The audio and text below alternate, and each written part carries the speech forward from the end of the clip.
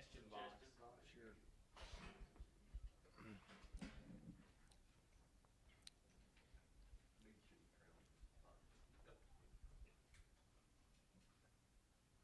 I like how he tried to set me up there, didn't he? Kind of tried to. That's good. That's good experienced journalism right there. Good stuff. He's acting like he didn't. He's like, oh, I didn't know anything about it. Okay. Another week for our players. We had a good workout last night. Obviously, today off. We were pleased with our game last week.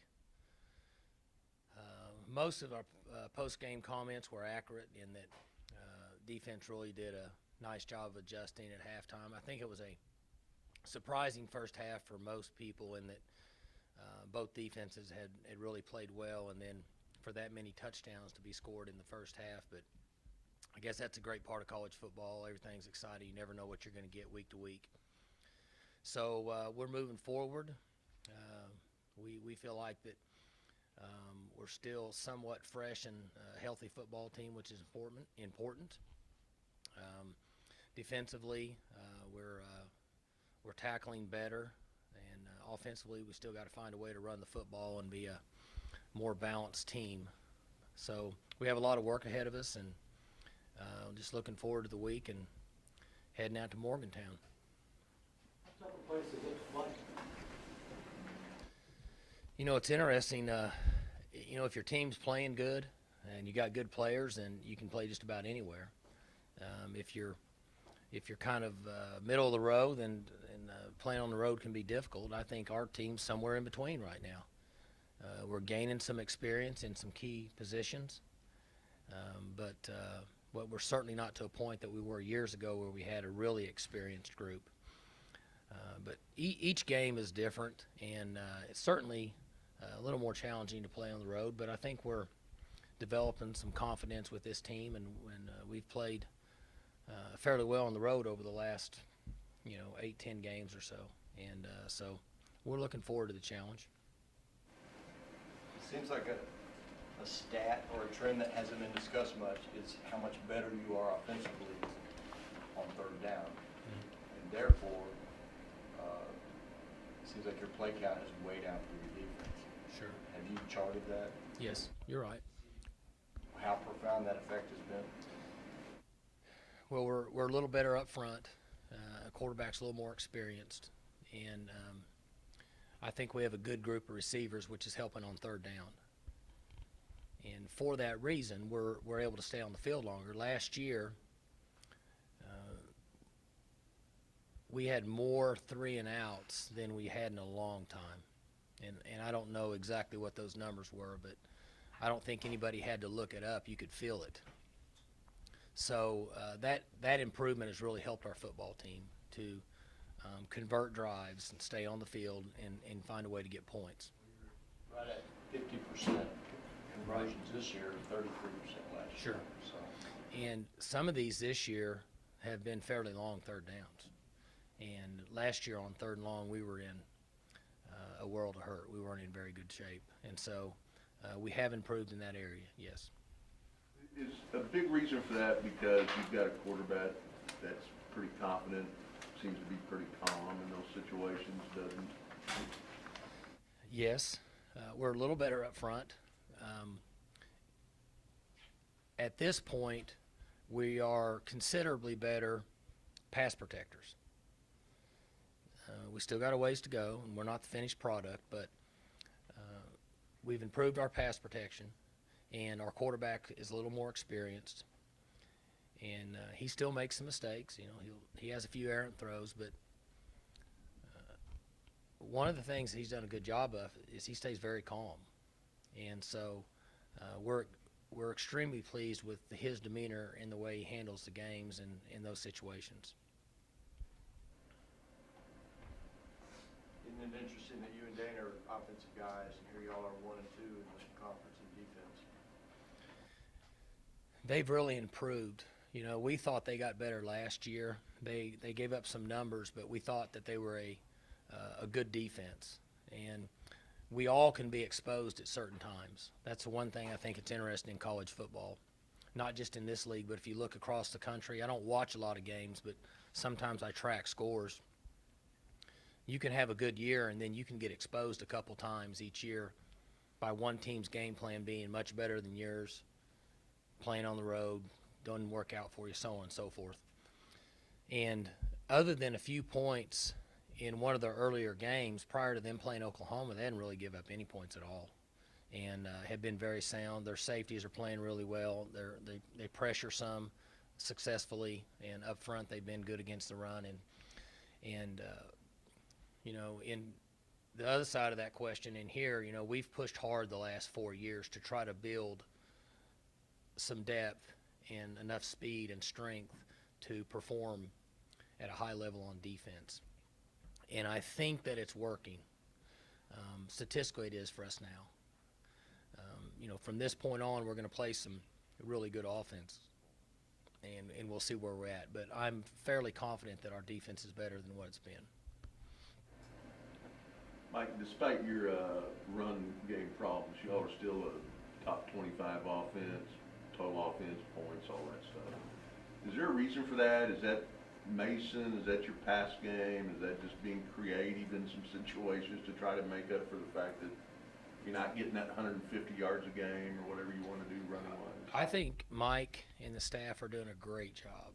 And I'm usually the Grim Reaper on Monday mornings, and I know they don't look forward to me coming in there, but I try to be as upfront with them as possible. And you know, my message to them this morning was I thought they did a really good job last week in the situation that we were in. Our goal was to try to find a way to rush for 100 yards with playing some younger and inexperienced backs. We didn't accomplish that, but we had a plan in the throwing game to give us a chance. Now that's inexperienced journalism. I just bragged on you earlier, and you can ask Klein. I just bragged on you. I said, now when he walked out of here, that's an experienced journalist. And then look at these students down here. Look at these guys. They're like, if Bill wasn't my buddy, I wouldn't say that. But anyway, that is a good ringer. Yeah. Now it's not as good as Bieber's ringer, but it's a good ringer. Anyway, John, I lost my train of thought there. See, if I was in my 30s again, I could remember that. We were talking about offense. Mike and them have done a good job not exposing what we feel like are areas where we're deficient and trying to put our players in a position to have success. In order for us to play as well as we need to, we have to find a way to rush for 150 yards a game to stay fairly balanced. Now, the flip side of that is people say, hey, just forget it, just throw it 60 times a game. I'm not comfortable with that. That's just me.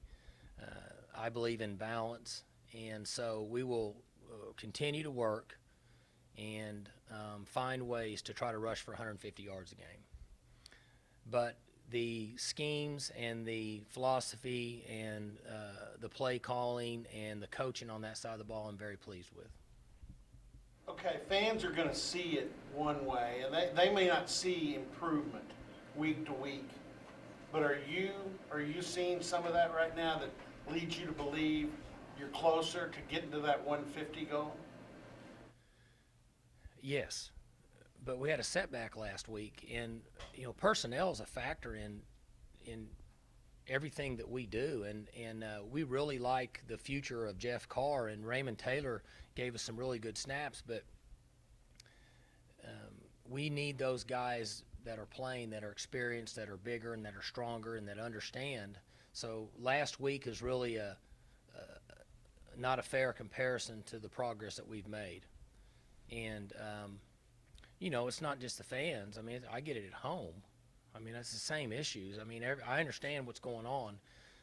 And there's not always what the term I use, a quick fix.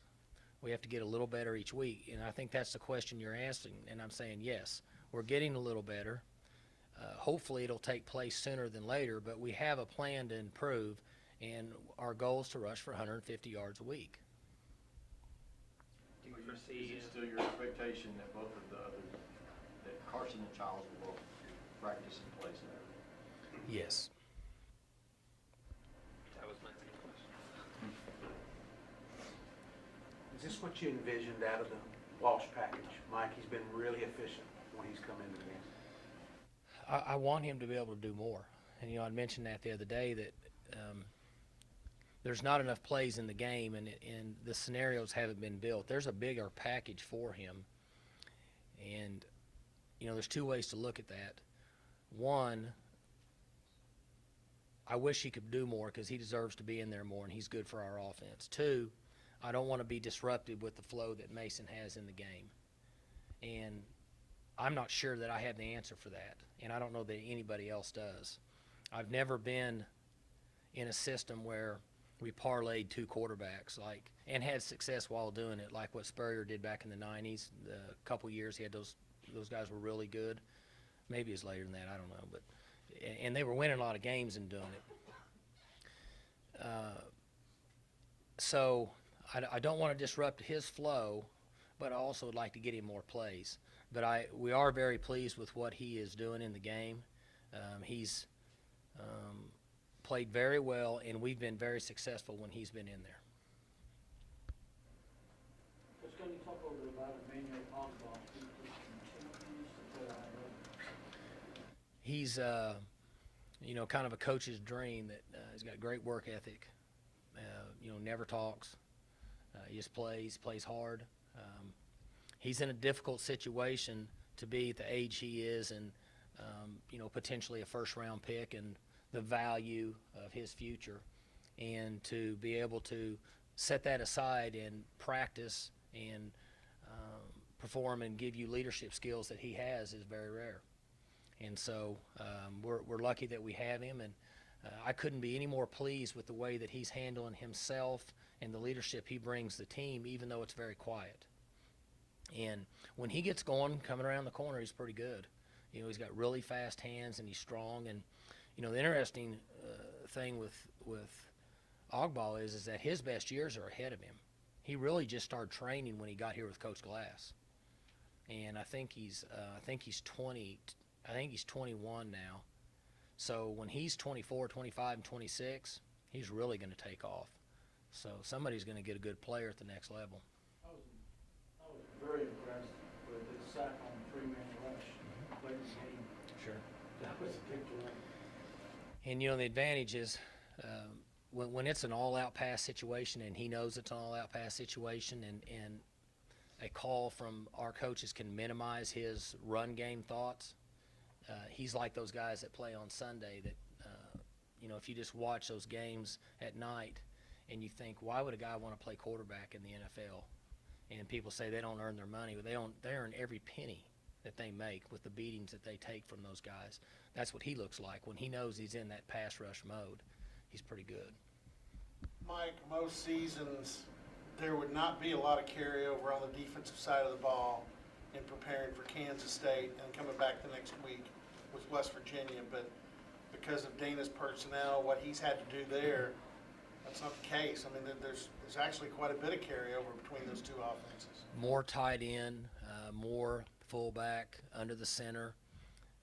I had a question this morning on one of my radio shows, and his thought, from an outsider looking in, his thoughts are similar, but his style of play is really nowhere near what it was here with Whedon, and we didn't use a tight end, we didn't use fullbacks, and so there is some carryover there.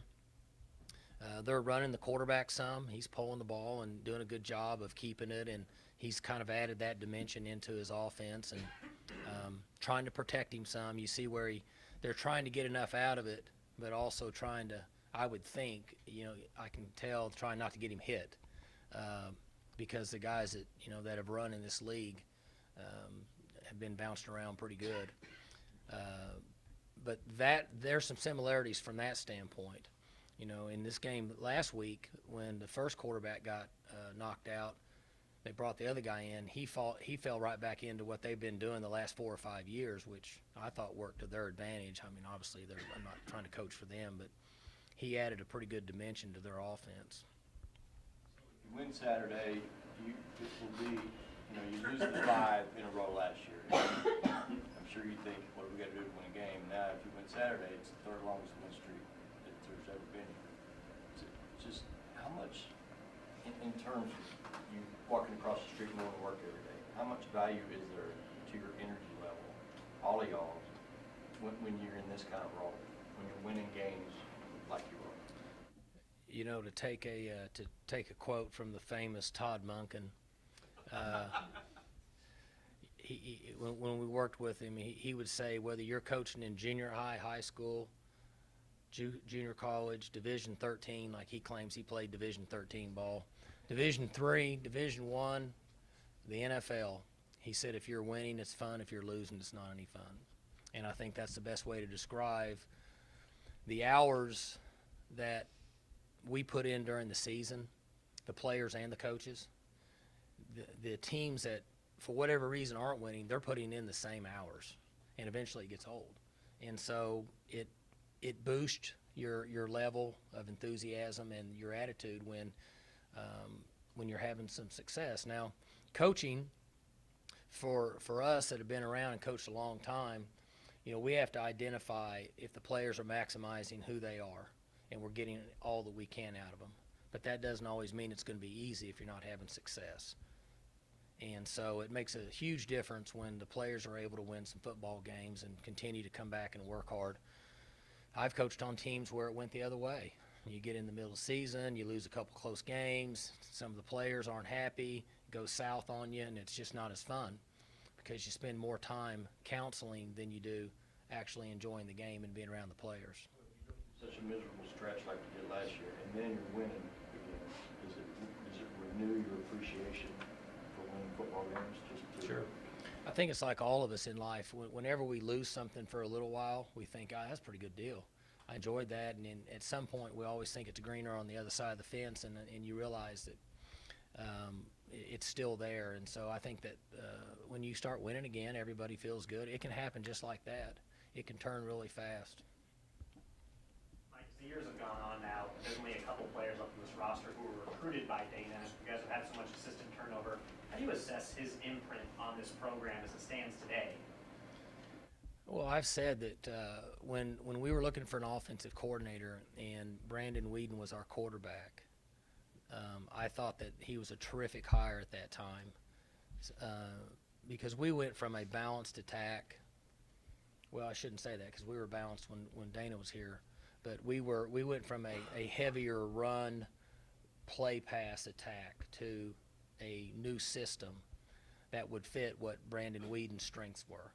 And it worked for us, and it lasted a couple, 3 years, and we won a lot of football games, and we could make that transition with him at the quarterback spot. And so that's where it really helped Oklahoma State football.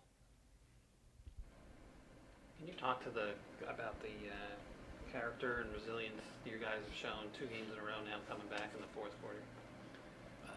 I mentioned it after the game, and you only hope that they'll play that way and play hard.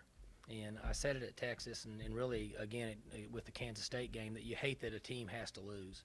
Both teams play really hard and played really hard till the end. But our players, even after giving up the late score on 4th down, that's a time when guys can just kind of tank it a little bit. But they didn't, and they kept playing, and you convert a 4th and 7. We come a long ways from this time a year ago to being able to throw the ball essentially however many times we had to throw it in a row and protect on 4th and 7 and complete it and keep the drive alive. And that was something that was Bill brought up. It's almost unthought of last year at this time. So they've bought in, and Rob Glass does a great job with them. I think they're in tremendous shape, and they're fresh, and they're able to play well in the fourth quarter.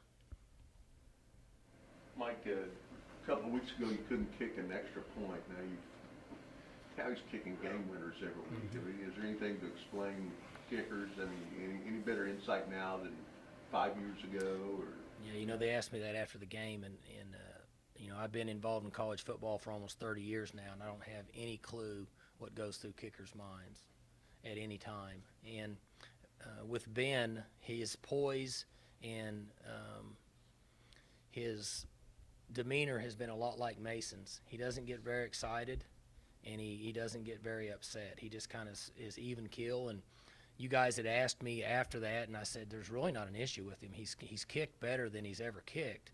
He just kicked 2 low extra points. And why that happens, I don't know. I mean, I'm sure there's some technical, there's a technical side to it that he knows, but I don't understand it. But we're obviously pleased with the way he's kicked the ball over the last few weeks.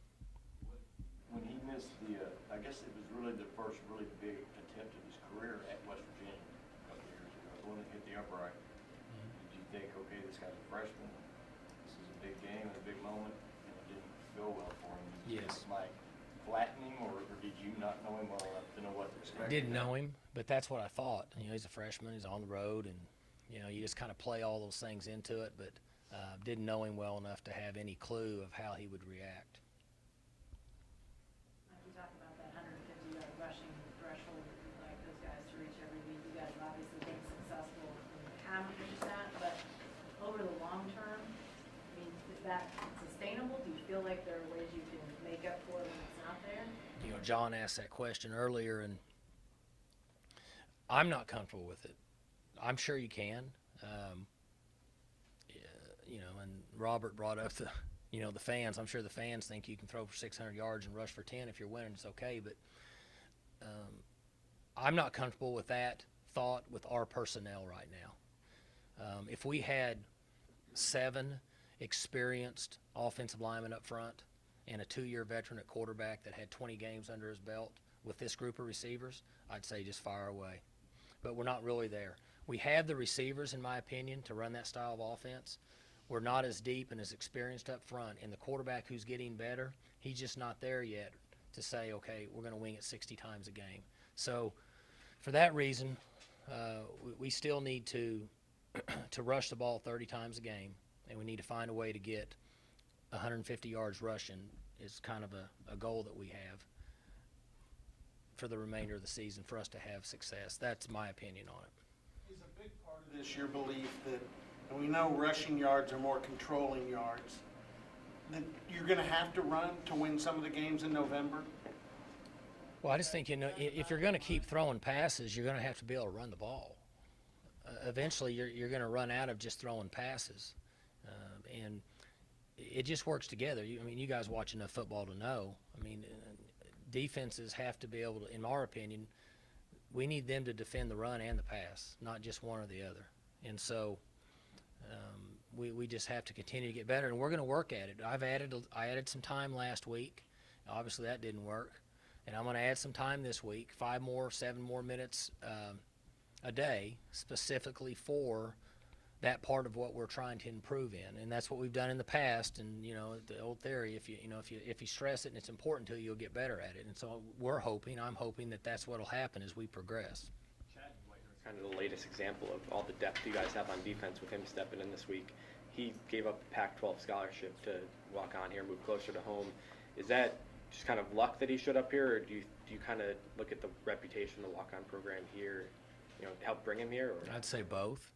There's a little luck involved that he showed interest in coming here, because we knew who he was in high school, but we certainly didn't follow him when he was at Cal. But there's also a reputation that's being started and generated here about us being able to really include walk-ins in not only scholarships, but playing time and the success they're having here. And so I think both kind of factor into him being here and now having success. What is your reaction to the officiating chain gang deal for the half the other day? And then, are you surprised with tempo the way it is in college football now, that there's not more problems with spotting the ball in the chains and getting all that? Seems like there's way more potential for that now than there's ever been. What you're saying is correct. I was unaware of the situation until after the game. Robert told me. I didn't know, and I heard somebody mention it to me later, but it didn't matter at that point. It was already over with, so I didn't care. Those guys have a hard time with the way offenses are and watching substitutions and sideline. And see, they've changed their procedure this year. I'm sure you guys picked up on it. They not only hold it, they hold it until the defense gets all the way off the field. And what they've done is they've eliminated teams like us of trying to snap it fast, because even if they have 1 foot on the field, they're supposed to flag it. I think it's a good rule. It doesn't help us, but I think it's good because it kind of minimizes a little bit of the erratic part of our game. But they have a difficult job. There's a lot for those guys to look at, and it's hard for them. And it's interesting. I was watching the end of the game last night with Whedon and those guys, the Cowboys, and I heard whoever the announcer is it Chris Collinsworth? He said that it's amazing that we were able to ever officiate games without instant replay because of so many plays and how detailed it is. Well, it's kind of the same thing for these guys. I'm surprised that they can set it in the right spot, get it going without making more mistakes with all the action going on. Was that Monken quote, was that a direct quote, or did you leave out specific words? There was, if you need the other specific words, you can go to the ESPN, what was that called? The Year of the Quarterback, and you can fill in the rest of them. But hey, by the way, he's doing great. Yeah, he's doing good. Proud of him. Doing good. All right, thanks.